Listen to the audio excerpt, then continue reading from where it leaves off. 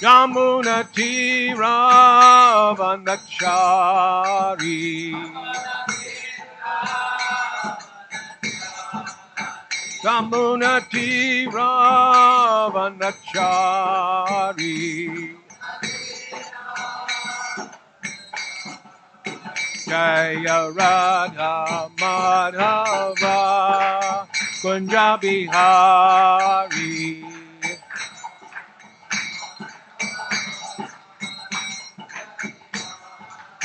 Jaya Radha Madhava Kunja Bihari.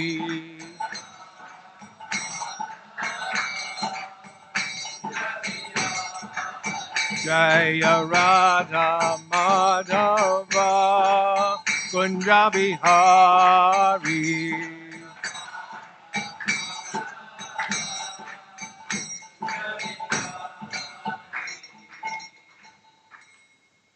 Jayom Vishnupad Paramahamsa Parvi Jakacharj Asto Tadasutta Sri Srimad His Divine Grace Srila A.C. Bhaktivedanta Swami Srila Prabhupada Ki Jai. Jayom Vishnupad Paramahamsa Parvi Jakacharj Asto Tadasutta Sri Srimad His Divine Grace Srila Bhakti Siddhanta Saraswati Goswami Maharaj Prabhupada Ki Jai. Ananta Koti Vaishnav Vrinda Ki Jai. Sri Namacharya Sila Haridas Thakur Ki Jai. Prayam Sikao Sri Krishna Chaitanya Prabhu Nityananda Sri Advaita Gadadhar Shivasati Gaur Bhakta Vrinda Ki Jai. Sri Sri Radha Krishna Gopinath Shaima Kun Radha Kun Giri Govardhan Ki Jai. Srila Prabhupada Ki Jai. Grantaraj Srimad Bhagavatam Ki Jai. Gaur Premanande. All glories to the assembled devotees. All glories to the assembled devotees. All glories to the assembled devotees. All glories, all glories, all glories to Siguru and Sigoranga.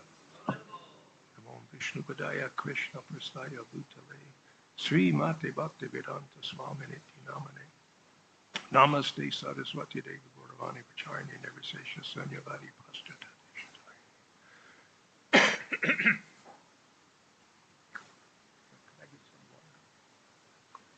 Om Namo Bhagavate Vasudevaya.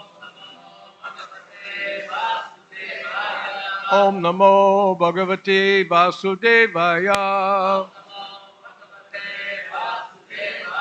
Om Namo Bhagavate Vasudevaya.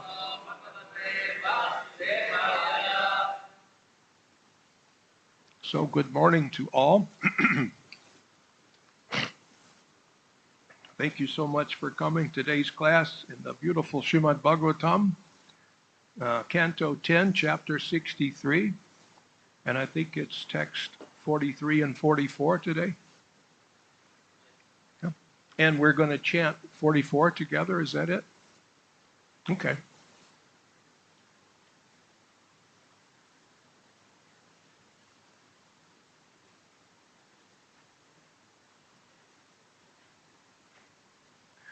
Aham Brahmata. I'll just chant this one and then we'll chant the 44 together. Aham Brahmata Vibudha Munayas Chamalasaya Sarvatmana Prapanastvam Atmanam Preshtam Ishwaram. Translation. I, Lord Brahma, I, comma, Lord Brahma, the other demigods, and the pure-minded sages have all surrendered wholeheartedly unto you, our dearmost self and Lord. Text 44. Tam tvajagat shtiti udayanta hetum tamam prasantam shurid atmadaivam ananyamekam jagadatmaketam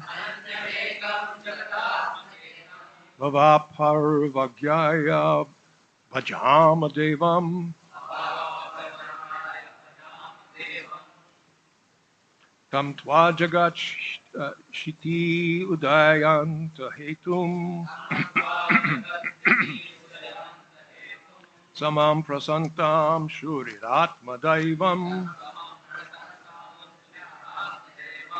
ananya meka jagat atmaketam bhavapavargaya bhajam devam tam tva jagat shiti udayanta hetum samam prasantam shuriratma daivam ananya mekam jagad atmaketam bhavapavargaya bhajam devam.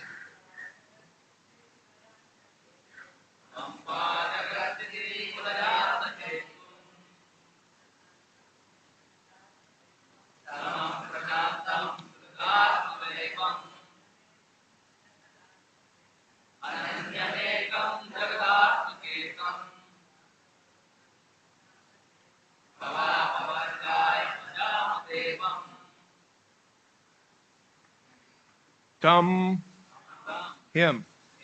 Twa, you. Jagat, of the universe. Sthiti, of the maintenance. Udaya, the rise. Anta, and demise. Hetum, the cause. Samam, equipoised. Prasantam, perfectly at peace. Shurid, the friend. Atma, self. Daivam, and worshipable Lord. Ananyam, without a second. Ekam, unique. Jagat, of all the worlds. Atma, and all souls. Ketam, the shelter. Bhava, of material life. Aparvagaya, for the cessation. Bhajama, let us worship. Devam, the Supreme Lord. Let us worship you, the Supreme Lord, to be freed from material life. You are the maintainer of the universe and the cause of its creation and demise. Equipoised and perfectly at peace, you are the true friend, self, and worshipable Lord. You are one without a second, the shelter of all the worlds and all souls. So I say, and you can repeat, let us worship you, the Supreme Lord, to be freed from material life. You are the maintainer of the universe and the cause of its creation and demise. Equipoised and perfectly at peace, you are the true friend, self, and worshipable Lord. You are one without a second, the shelter of all, the worlds and all souls. Purport. Srila Sridhar Swami states that the Lord is a true friend because he sets one's proper intelligence into motion if one desires to know about God and the soul. Srila Jiva Goswami and Srila Vishwanath Chakravarti both emphasize the term 𝐉𝐻𝐈𝐍. It indicates the highest liberation of pure love of Godhead, characterized by unalloyed devotional service unto the Lord. Srila Vishwanath Chakravarti also explains that the Supreme Lord is asamam, perfectly objective and balanced, whereas other living beings, having an incomplete grasp of reality, cannot be perfectly objective. Those who surrender unto the Lord also become fully objective by taking shelter of his supreme consciousness. Om Gyantimarindasya Gananjanan Shalakaya Chakshur Unmilitam Jaina Tasmai Sri Gurave Namaha Sri Chaitanya Manobishtam Stapitam Jaina Bhutale Swayam Rupa Gadamayam Dadanti Swapadantikam. Hey Krishna Karuna Sindhu Dina Bandhu Jagatpate Gopesha Gopeka Kanta Radha Kanta Namostute Tapta Kanchana Gourange Radha Vrindavaneshwari Vrishabhanustute Devi Pranamami Hari Priye Jai Sri Krishna Chaitanya Prabhu Nityananda Sri Advaita Gadadhar Shivasari Gaur Bhakta Vrinda Hare Krishna Krishna Krishna Hare Hare Hare Rama Rama Rama Hare Hare. So once again, I'll read these two verses together. This is Lord Shiva continuing his talk with Krishna. I, Lord Brahma, the other demigods, and the pure-minded sages have all surrendered wholeheartedly unto you, our dearmost self and Lord. Let us worship you, the Supreme Lord, to be freed from material life. You are the maintainer of the universe and the cause of its creation and demise, equipoised and perfectly at peace. You are the true friend, self, and worshipable Lord. You are one without a second, and the shelter of all worlds and all souls. So, this is sweet praise, isn't it? I find myself thinking, I need to learn how to praise Krishna. You know, I'm like many people that I was raised around, and they like to say, praise the Lord. Boss, that's it. Praise the Lord. So, no, I want to learn how to properly praise the Lord. To praise the Lord, we have to get to know the Lord. To get to know the Lord, we have to associate with people who know more about him than we do. We have to associate with the sadhus. So, not everyone in the room may know Krishna perfectly, but they know Krishna better than I do. So I can get all that I can get from you. I'll get all that I can get from you. All that I can get from you. And I'll drink up all that I can get from all of you. So in this way, we're working together to help one another gain in this knowledge of Krishna. The more we learn about the all-attractive Supreme Personality of Godhead, the more likely we are to fall head over heels in love with him. You see, he is the supreme lovable entity. He is the very source of love. If we know just a little bit about him, we can't help but love him. So sometimes we think the goal of all of this that we do is Krishna Prema, right? This is what we want. The desired success is Krishna Prema. We want pure love of Godhead. Sometimes I may say to myself, why don't I have it? Why don't I have pure love of Godhead? 50 years. After 50 years, you would think that I would have a taste of love of Godhead. Do you ever think like that? Why don't I love Krishna? So, the fact is, you may love Krishna much, much more than you know that you do. But the more you love Krishna, the more you learn there's so much more to love. Well, he's unlimited. It's unlimited love. Your ability to love Krishna is unlimited. Your ability as his part and parcel, as the Jivatma, is unlimited to understand and to love him. We have to know before we can love. Otherwise, it's just blind love. Maybe we try to love Krishna out of fear. You know, I better love Krishna or else I might get punished. He may get mad at me if I don't love him. You see?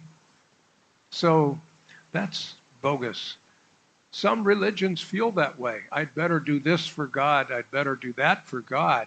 Or else I might get some punishment. I might wind up in a very bad place.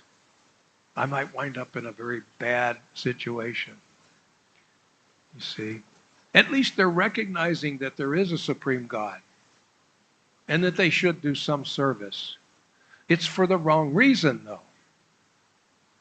We should always do the right thing. And we should always do the right thing for the right reason. We don't want to do the right thing for the wrong reason or the wrong thing for the right reason. We want to do the right thing for the right reason.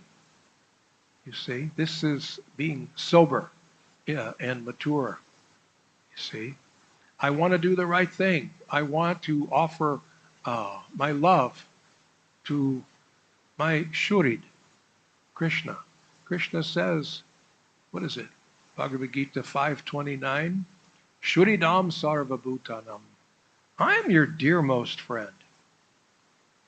So how can you not love your dearmost friend? Shuridam sarvabhutanam. We should remind ourselves of that often. That's our security.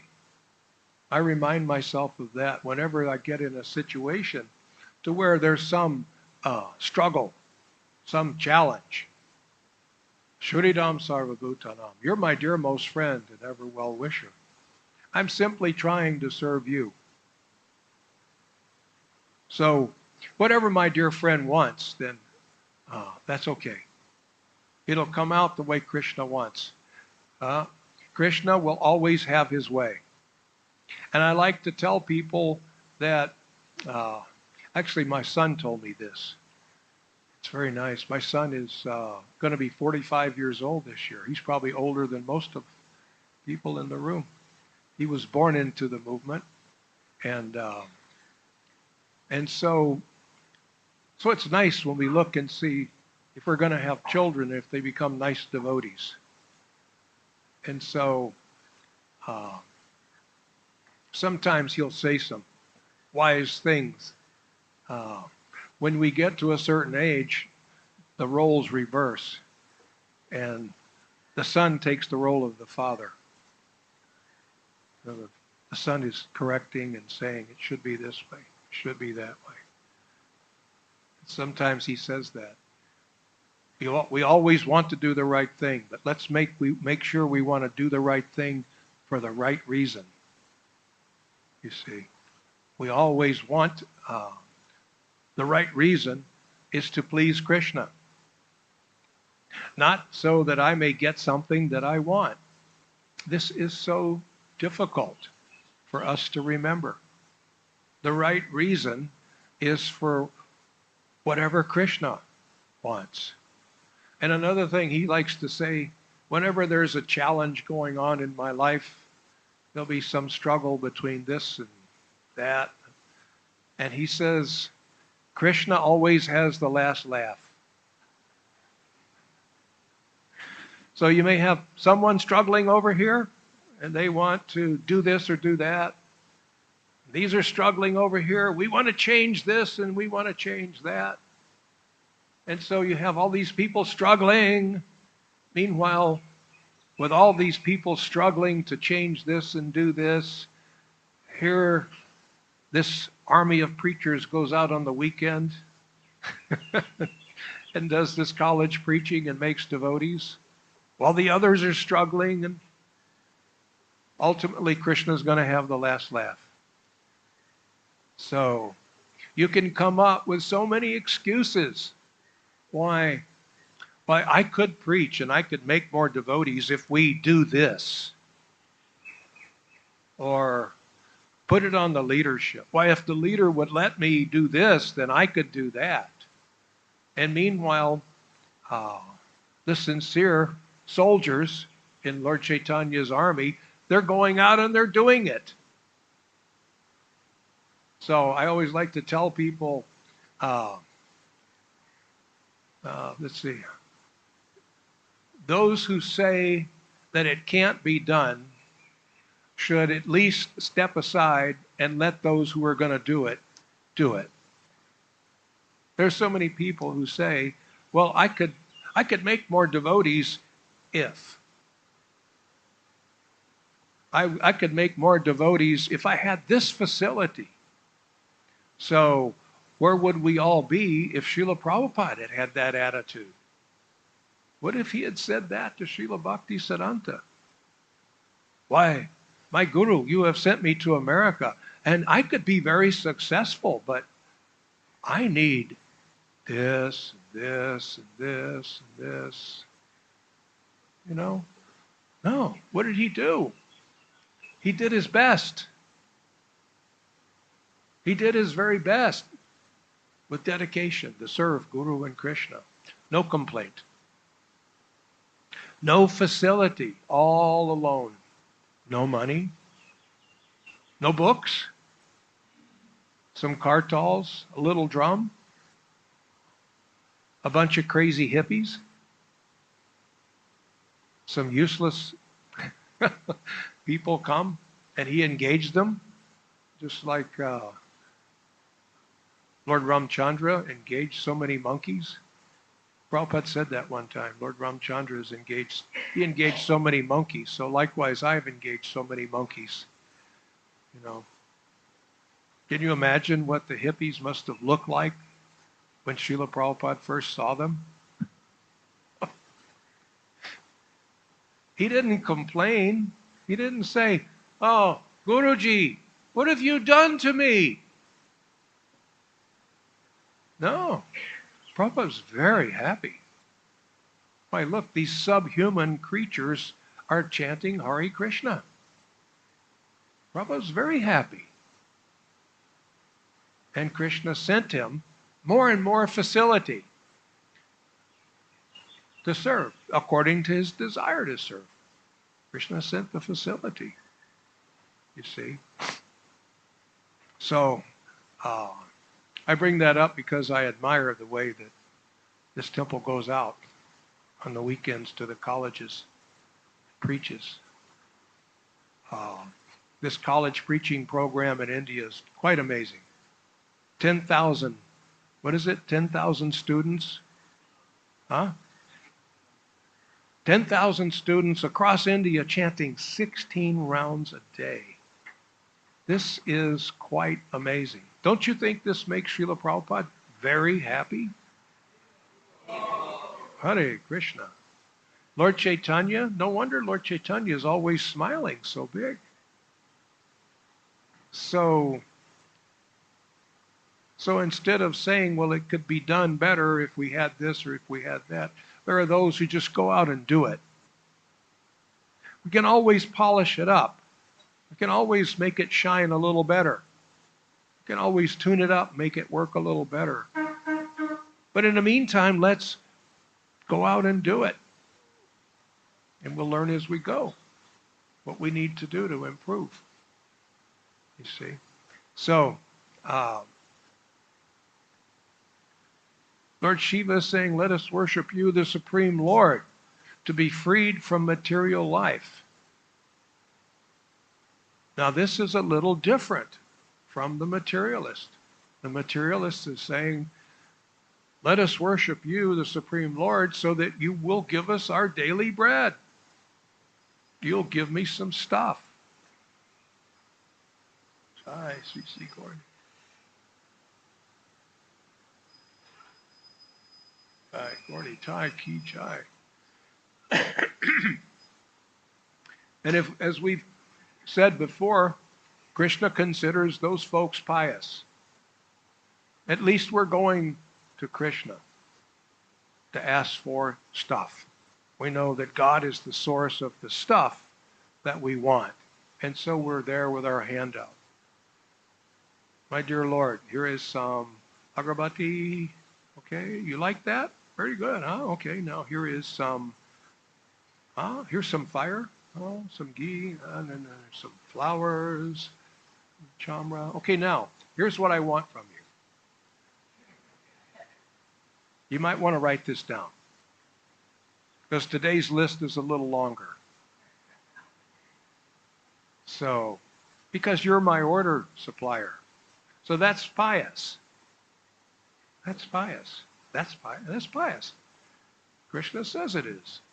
So, somewhere along the way, though, we're going to approach this Supreme Lord, and we're going to say, please, my dear Lord, free me from material life.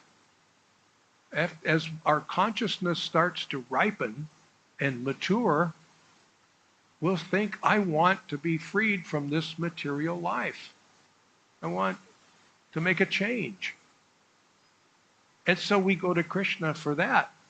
Please give me freedom from this material life. Without your help, I don't have any chance. I need your help. Now this is the beginning of bhakti yoga. At that point, I'm asking you to free me from material life, my Lord. So that means I want to welcome true spiritual life. What is true spiritual life? Bhakti yoga. That is the true activity of the living entity. This is our nature. This is what we do better than anything we could possibly ever try to do. You know, there's all these, I'm sure they have them in India, there's self-help people. That in America they have Tony Robbins. I don't know if you know of, and he tells you how you can be better. You know, basically you can be better in business. And the same principles apply to your spiritual life. You can be better, you see. So, but we can ask Krishna, my dear Lord Krishna, I want to be better as a devotee. How do you be your very best? Do what you're designed to do. You were designed to serve the Supreme Lord and all of his parts and parcels. That is what you do better than anything. When you're doing that, you're operating at full capacity.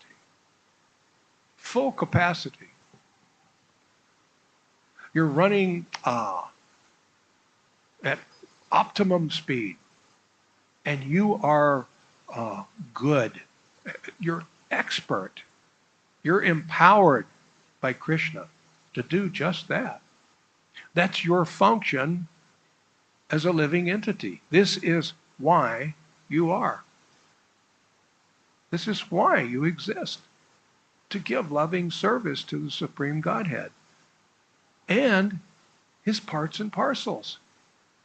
Now the materialists would say, but what about me? I'm serving God and I'm serving all the others. What about me? So that you have to overcome that. This what about me? If you can actually believe, fully believe, that you are part and parcel of Krishna, why, you're part of him. You see, he is your dearmost friend. You're his dearmost loving servant. All living entities are his dear most loving servant. This is your position. This is who you are. This is why you are. This is what you exist to do. You see? This is what you're empowered to do more than anything. And if you can focus on that, you forget about the what about me. Srila Prabhupada gives us the example. Where was the what about me when he left India? 69 years old, with no money, no resources. Where was the what about me? He didn't say that to his guru. So you want me to go across the ocean on some steamship? You know, with no money? And then I'm going to be living in somebody's apartment in Butler, Pennsylvania? What about me? I'm going to work for what? What do I get? That's tainted, isn't it? None of us would be here if Prabhupada had that kind of thinking. You see, he wasn't thinking of himself. So many times Srila Prabhupada said, self-interest is our enemy. Now, the materialist will say, no, that's not true. You've got to think of yourself. You can't trust anyone else to look out for you. So that's animalistic. You know, the animals don't take care of each other like that. You see, that's animalistic. The human being, the Jivatmas. At least we should behave somewhat like human beings and look out for each other. How do we look out for each other? We give others some knowledge of Krishna. That's the welfare. That's the welfare that we give one another in the entire world. We're empowered to do that. We're made to do that. That's when we're doing that, we are functioning properly. And when we're not doing that, we're malfunctioning. When you're trying to do for yourself, you're a malfunctioning soul. You're doing something, or you're trying to do something that you were not designed to do. So therefore, there's all this awkwardness in the material world. I'm trying to do for me. I don't want to follow this authority. I don't want to follow that. I don't want to do this. I think it should be different. I think we ought to change it. This is all stall tactics. You know? Should get out and do your best. You're empowered to do it. You see? So, I think I'll pause for a moment and see if there are any questions, and then we can continue. But do you have any questions so far? Anybody?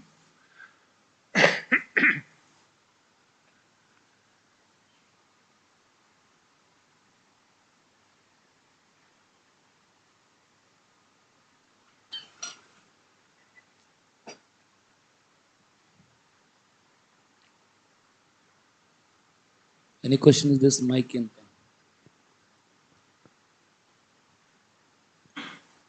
Okay. Oh, yeah.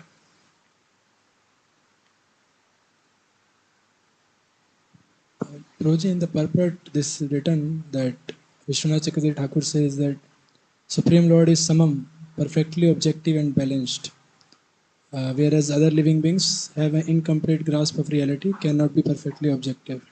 Those who surrender unto the Lord can also become fully objective by taking shelter of His Supreme Consciousness. Can you explain this perfectly objective and balanced? Can you say that again? I didn't hear it all. In the purport of the today's verse. Yeah. Can you explain this samam, perfectly objective and balanced? I'm glad that you brought that up. I was going to talk about that, but I forgot it. But Super Soul told you to remind me. Yeah.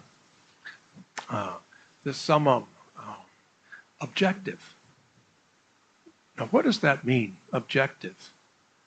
That means to give an objective opinion, which means it's not influenced by my own feelings or by some political feeling. It's a pure opinion, you see. It's not what, in other words, the Lord gives you the absolute truth, you see. He's not affected by what the crowd may say. He doesn't have to try to be politically correct. Whatever the Lord says is politically correct and true, you see. So, the Supreme Lord is perfectly objective and balanced, whereas other living entities having an incomplete grasp of reality cannot be perfectly objective. They don't have a complete grasp of reality. Why? They're influenced by the material energy. I may say, make a statement, and it's subjective. I may think I'm being objective, but it's subjective. It's subjective to common political belief, what my circle of friends would want me to hear me say. You see? It's subjective. So that's losing grasp of reality. I'm basing reality on what the majority may say. The majority of what? Fools. Why, most fools say this, you know. Foolish people say so many things. And if the majority of the foolish people say something, then it's still not real. Whereas the Lord and the Lord's devotees, we can be perfectly objective. Why are we perfectly objective? Because His opinion is our opinion. We go by the opinion of Guru, Sadhu, Shastra. You see? So therefore we are objective. We have a full grasp on reality. Does that answer your question? Yeah, that's a good question. I saw that and I wanted to talk about it, but I forgot. Anyone else?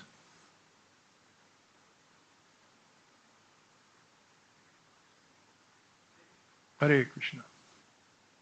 Yeah, Hare Krishna, Prabhuji. So, Prabhuji, in today's 44th verse, the purport, the second line says that he sets one's proper intelligence into motion if one desires to know the truth. So, I just wanted to understand that because we are suffering because of wrong desires. That is the reason we are suffering. And Krishna is all merciful. So, why he waits for us to have the right desires? He can purify our desires so that we have the right desire and we can will be helpful for us. Good question. Because for love to make any sense, for love to be real, you have to have free will. And your love can't be forced. You see? So Krishna doesn't want to force you to love him. He can influence, but not overly, you see? Because the living entity has to be able to make a mistake. Otherwise, we would just be a computer. That gives us personality if we're able to make a miscalculation. Otherwise, if we were unable to make a mistake, we would have never left Krishna. That was a big mistake. Why, that was the biggest mistake we've ever made. You see? But we were able to do it. That we have free will. You see? So, now that I get here, I start to make so many material desires. I want this desire. I want that desire. Please give me this, give me that. That's if I get pious enough to even recognize there is a God. You see, I'm wanting, please give me, please give me, give me, give me. You see, and so Krishna is saying, yes, here, take. He's fulfilling the desires. Even if you say, I think I want to be an atheist, Krishna says, okay, here's your faith. Krishna is the source of everything. He's the source of faith. Krishna, I want faith in atheism. Yes, here it is. I want to be a very good atheist. Okay, here's more faith. I want to be a Mayavad. Oh, I have some, let me see. Here it is. Here's Mayavad faith. Take it. Would you like some more? Until we get to the point where we say, my dear Lord, I want faith in you. I don't feel that I have it. So I'm coming to you. Please give me this faith. And Krishna says, oh, yes, good request. Here's your faith. I want to become a pure devotee. And if you're sincere in saying that, Krishna will say, here's your help. Here you go. I'll open doors for you. I'll surround you with other people who want to become pure devotees. And you can help each other along the way. Can we turn that off? Can we turn that phone off? Unless you have better music?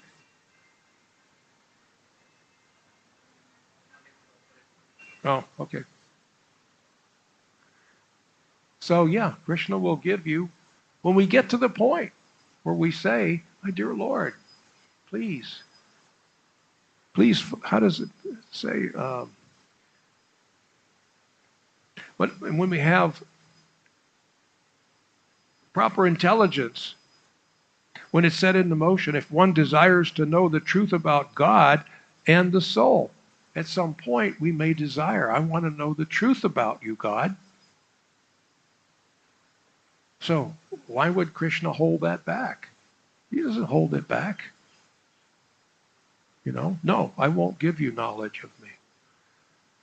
He says that if you practice this bhakti yoga, full faith, exclusively, if you worship me exclusively, you can come to know me in full, free from doubt.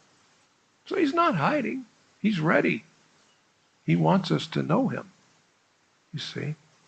We just have to sincerely desire it. And we may be thinking, oh, but I'm sincerely desiring it, but I'm not getting it yet. So we need to sincerely desire harder. It may be that you're making more advancement than you realize. But you know there's so much more, and you want that. And then when you get that, you realize there's so much more, and you want to go there. You're not going to get to the point where you're going to say, oh, I fully understand and I love Krishna completely. You're always going to want to love Krishna more. Because of your love for Krishna as it develops, when there's love involved, the lover never feels satisfied with the offering to the beloved. So always feeling, I can do better. I will do better. Even though others may look at your service and your dedication and say, oh, it's first class. And you're thinking, no, I can do better. I will do better. Please, my Lord, empower me. So this is bhakti. So you'll always feel deficient. Of Srila Prabhupada and the previous acharyas, how many of them say, oh, I am so pure. Just look at me. I am so pure. No. I'm so fallen. Because you get to the point you can see there's so much more to go. You see?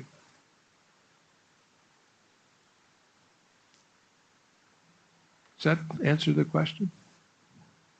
Good questions. Yes. Hare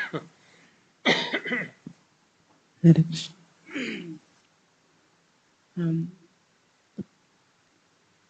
Prabhuji, you are speaking about that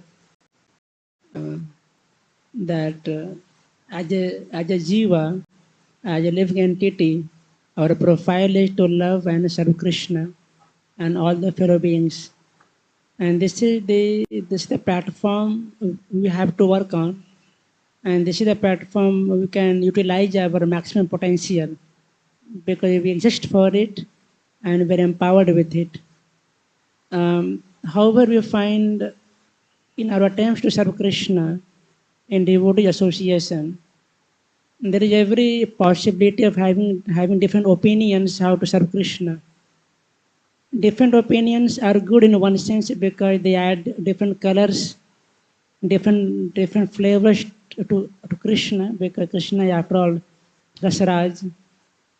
On the other hand, this kind of different opinions may lead to disagreements, which may lead to disunity or faction even within the community. So how to work on our tendency to serve Krishna in a way that it could be a different colors to the service of Krishna, and Krishna would like to enjoy it, and not that it leads to disagreements leading to disunity or the faction in the community of society. Is the nature of your question that there's so many different opinions on how to serve Krishna? How do we know which one? Ah, yeah. So you have to pick some opinion.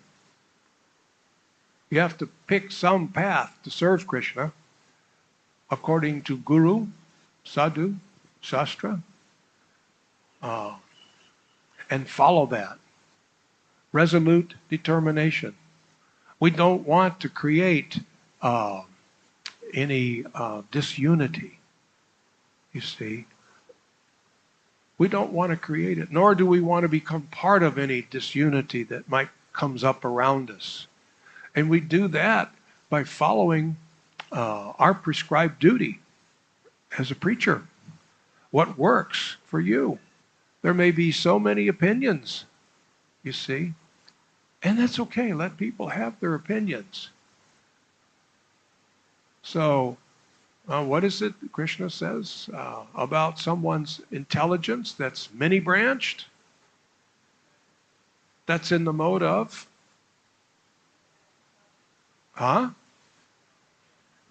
It's not. It's in the mode of passion and ignorance. You have to have a resolute determination. You have to pick a path. Go for it. The world may be saying, people over here are saying, no, we should do this, and others are saying, we should do this, and you offer pranams and yes, and you go do. Pick a path and do it. I'm results oriented. I like to see results. Ideas are wonderful. Show me results from your ideas. And meanwhile, while some folks need to think of ideas, some folks just need to go out and do. Preach. You see? We've got this incredible success story in India. We have 10,000 students chanting 16 rounds a day.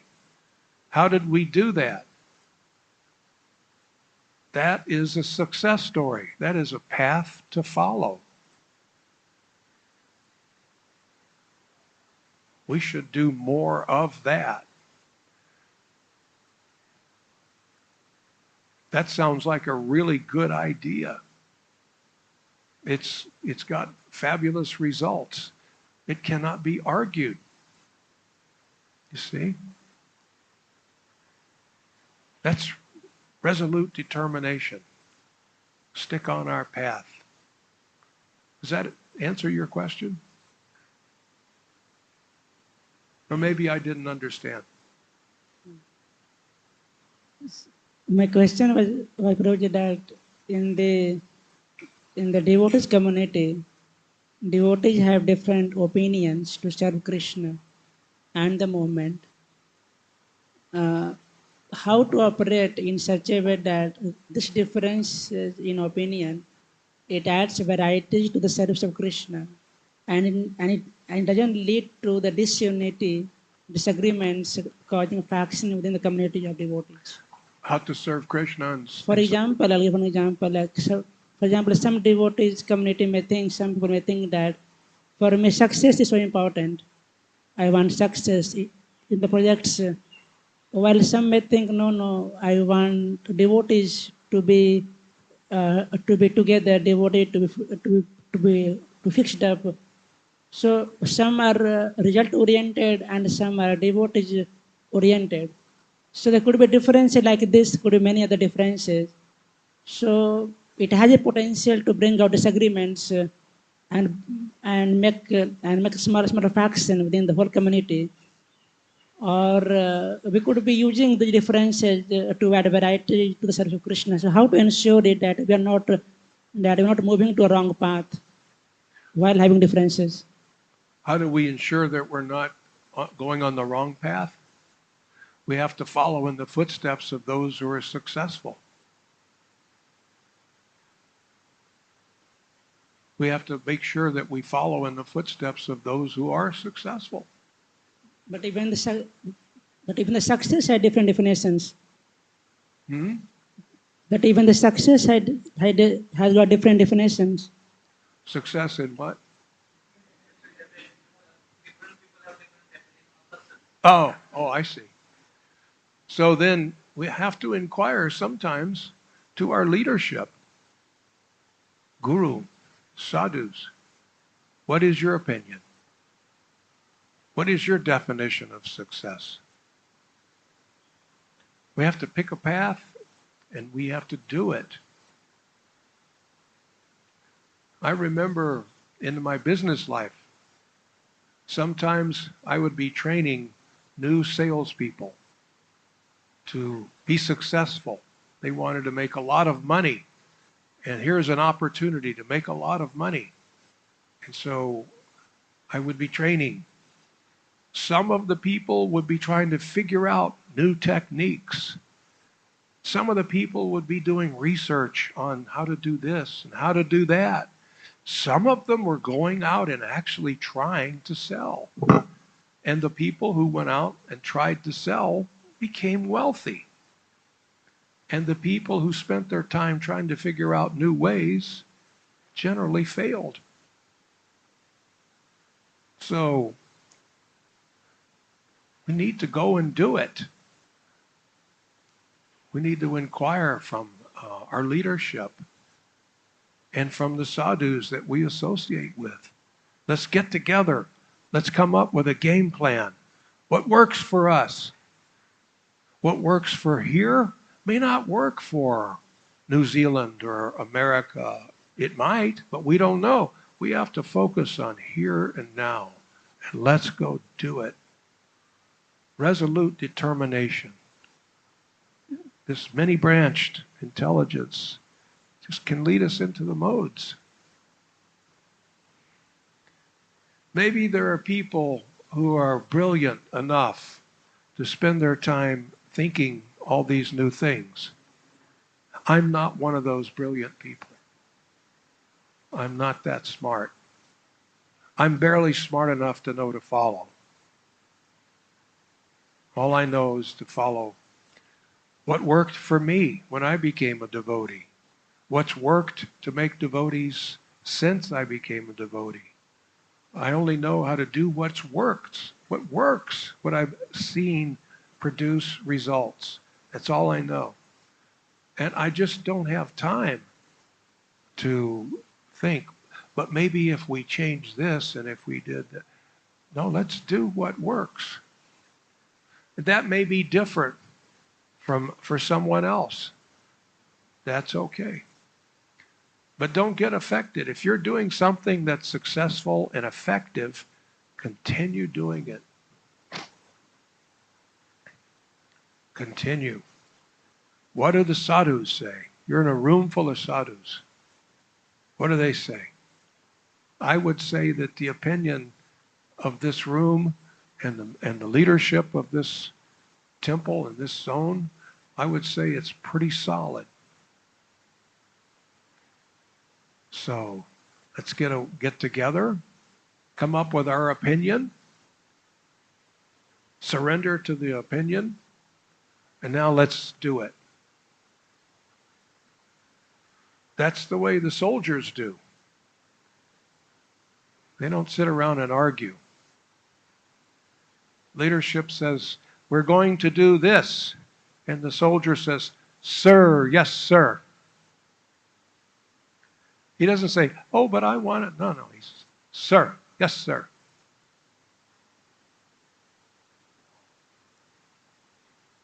To be a good leader, all of you should become leaders someday. To be a good leader, you have to first learn how to be a good follower. So, all right. Do we have time for one more, or should we wrap it up? Jai. All glories to Srila Prabhupada. Does anybody have a question before we roll it up? All right. All glories. Oh, yes.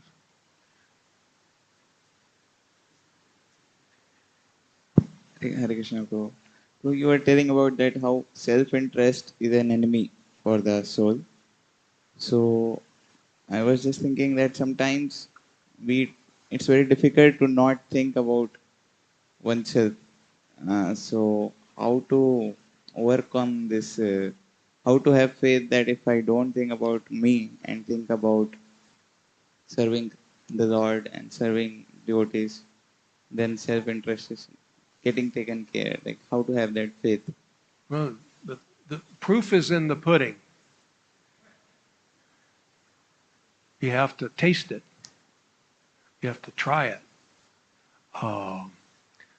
Self-interest, true self-interest, means that I look out for my being able to serve Guru and Krishna. That's looking out for the self.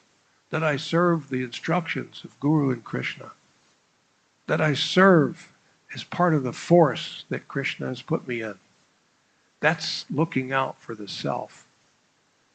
Now, sometimes you do have to look out for your bodily needs, like you may need some medicine. You may need more rest, a special diet. So, but that's just keeping this body in tune, keeping the machine in tune so that you can do your service to Guru, Krishna, and the living entities. You see? So, what other self-interest? If we consider the body the self, well, that's the kind of self-interest we don't want. We want the self-interest when we're considering the interest in you, the Jivatma. That's the real self. So that means I need to regain my lost position of being an eternal servitor of Krishna. That's real self-interest, true self-interest. Material self-interest is I need more gratification. I need more recognition. You see, I need more fame. I deserve more profit. Adoration, distinction. That's material self-interest, and that's poison. True self-interest is to look out for the true self. You're part and parcel of Krishna. I want to realize that, and then I want to behave like that. And we get that position by actually doing it, by serving Guru Krishna, the assembled devotees, all living entities, serving. That's serving yourself. Although you're not greedy for yourself, but that is service to yourself, because you're being yourself. You're operating at full capacity when you're doing that, and you feel fully happy. That's the only way you can feel fully happy. That's the real self-interest. It's the interest of the real self. Does that answer it? Yes. Jai. All glories to Srila Prabhupada. Hare Krishna.